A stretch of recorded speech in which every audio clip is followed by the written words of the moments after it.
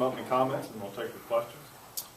Getting ready for an Auburn basketball team that's playing with a lot of energy and enthusiasm. Bruce Pearl has injected a lot of fun into that team, and I think the Auburn community is excited about what they got going there. We've got to go in there, and we've got to make sure that we put ourselves in a situation where we don't get caught up in the moment of what's going on with the fanfare. We've got to concentrate on ourselves and make sure we're executing and just making simple plays. I think especially a young team and a team that hasn't had success on the road, we've got to make sure we concentrate on the simple things. I think they got Simeon Bowers, who's a very good post player, and then obviously KT Harrell is one of the better shooters in the SEC. So they've got a great inside-outside presence, which you want in college basketball. So we've got to find a way to combat that, to make sure that we're taking away some post touches for Simeon Bowers, but also limiting KT Harrell's three-pointers. You talked about playing on the road. I think they had like 9,000 people there for their South Carolina game on Saturday. Just talk about the difficulties playing in Auburn Arena with that type of atmosphere crowd. Well, we haven't experienced that before here, so this will be new for us. But it's the same thing we talk about anytime we go into a road environment. If you're worried about the fans and you're worried about things like that, you're worried about the wrong things. We've got to worry about our scouting report and going out there and executing. So you get wrapped up in the fanfare of it and you worry about the wrong things. How much encouragement can your team take from the way they played on the road at Texas A&M last week and carry that over into this game? Well, I think it's a good thing, especially when you see the fact that Texas A&M goes on the road and wins at LSU. It just gives more credence and thought to the fact that we thought Texas A&M was a good ball club. So, but I think the key to what we're seeing here is like we've had success in halves where we haven't turned the basketball over. And I thought against Vanderbilt in the second half we didn't turn the basketball over, and I thought we made our comeback against Texas A&M in the second half.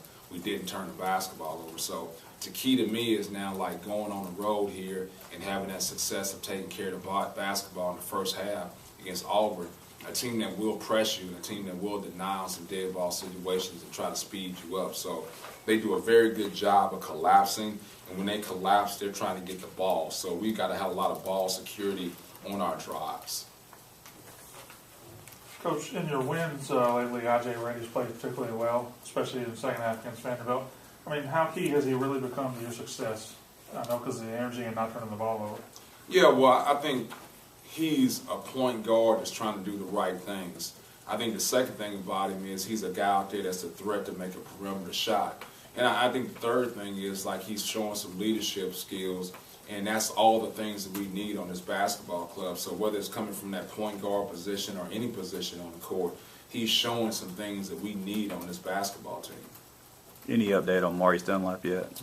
Still out at this point in time. He still hasn't gotten to the point where he's doing 5-on-5 full court. So until he does that, he'll still remain out. When you look at Vanderbilt, Texas A&M, and now Auburn, they're all kind of teams that fall into Mississippi State where they're trying to, elevate the program. How important was this kind of stretch, and is Auburn to elevate among that group that's trying to, get to the top of the SEC? Well, I don't think that's, if you're new or if you're old, I don't know anybody that's not trying to get to the top of the SEC. But I think what you're talking about is like with Vanderbilt, the fact that they got so many young guys, and so they're trying to do it with a young ball club. I think with Auburn, you're talking about a new coach, so they're trying to do it with a new coach there. Texas A&M finally has a full scholarship amount of players, and they got those guys that are transfers eligible right away. So they're probably a year ahead of what they thought they would be. So I think there's guys trying to all reach a certain goal there. So I think it's a similarity in that regard. Is it important to win head-to-head matchups against them in the sense that that's kind of how you judge each other, is trying to rebuild programs, and if you beat them, then you're kind of ahead of their schedule as well? I don't get wrapped up in that stuff, okay, Michael, and I don't know if that makes any sense or not, but to me, like, it's a game-to-game basis, so maybe I'll go back and reflect on it after the season is over with, but to me, it's like we're trying to get prepared for Auburn, and we're trying to beat Auburn. I don't know where that lies as far as the significance of rebuilding programs and things like that. Right now, I'm just looking at a simple win or loss. What's the key matchup, you think, with Auburn when you look at their team and so much focus on KT and Bauer? Yeah, to me, the key matchup is Bowers. I think it happens because he's such a powerful post presence, and he's trying to get to the rim that if you leave him in there one-on-one, the guy guarding him is probably going to end up being in foul trouble. So you've got to find a way to go down and help on the post there. And so now when you go down and help in the post, where are you coming from when you don't put yourself in a bad rotation on the perimeter to leave a rail? To me, that's the whole key of trying to figure out how to guard Auburn, besides keeping them out of transition. Has getting Gavin back in the starting lineup allowed you to stabilize the defense the way you wanted and followed up on that? Let Oliver relax, watch the game, and bring him in and bring his energy to the post play. Well, I don't think the Gavin Ware injection is more about stabilizing our defense, but it's more about like us having a threat in the post to score. I think it's more to do with that. And I think with Oliver Black, I just thought that we had him and Falou out there to begin the game, and I thought those guys were really sound defensively and gave us some defensive energy. But I thought those guys at this point in time as freshmen weren't prepared to throw the ball to him in the post and watch him score against SEC talent. So I think it was more about the evolution of like those guys as offensive basketball players more so than Gavin giving us an injection on the defensive end. But you're talking about getting up in the fanfare, catching up with all that. Is there something specific this week that people, fans, patting you on the back, things like that sent your way? Anything specific?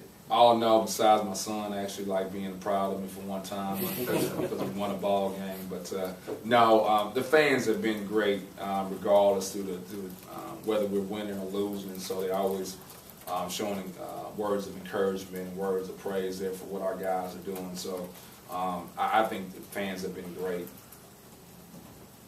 How important is you knock off the snap the conference losing streak to get that road, just to get a road win under the belt of the players? You know, I really didn't think anything about that because my last impression of what we did was we beat Vanderbilt in the SEC tournament and then lost to Ole Miss. So people say like, what, 16-game win? I didn't think of it that way because like that's an SEC game to me. But if you want to say start splitting hairs, regular season and things like that, that's fine. But I'm really not living in the past season. To me, I was more worried about getting that first conference win than like breaking a 16-game losing streak. I really was unaware of it. So once that season is over with, I start focusing on the next season. So I didn't think about it. But for the road, to get a road win, just as a team to, learn how to win on the road, how important is that kind of It's the same thing for me. I think last year's team is totally different than this year's team. Right. There's guys that have gone through this with Falou Noy and Oliver Black and Travis Daniels. Those guys didn't participate last year. So to me, it's a whole new team, so